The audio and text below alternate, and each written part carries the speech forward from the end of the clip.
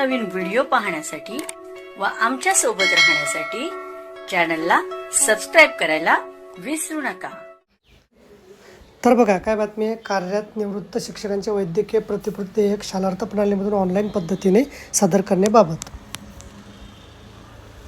कार्यरत सेवानिवृत्त प्राथमिक माध्यमिक शिक्षकांच्या वैद्यकीय प्रतिपूर्ती देयके शालार्थ प्रणालीमधून ऑनलाईन पद्धतीने अदा करण्याबाबत 21 जून 2026 रोजी शिक्षण विभाग प्राथमिक यांच्यामार्फत मोठा आदेश पारित झालेला आहे। सदर परिपत्रकानुसार नमूद करण्यात आले की जिल्हा परिषद शाळेतील कार्यरत सेवानिवृत्त प्राथमिक माध्यमिक शिक्षकांच्या वैद्यकीय प्रतिपूर्ती देयके शालार्थ प्रणाली 2.0 मधून ऑनलाईन पद्धतीने अदा करण्याबाबत निर्देश प्राप्त झाले।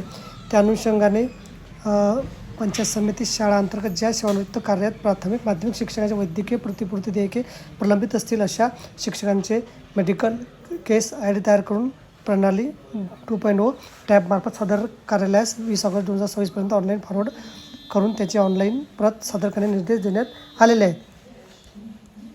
तसेच अद्यापपर्यंत एकही तालुक्यातील वैद्यकीय प्रतिपूर्ती ऑफलाईन परत सदर कार्यालयास प्राप्त झाली नाही, ही अतिशय खेदाची बाब असल्याची बाब नमूद करण्यात आलेली आहे।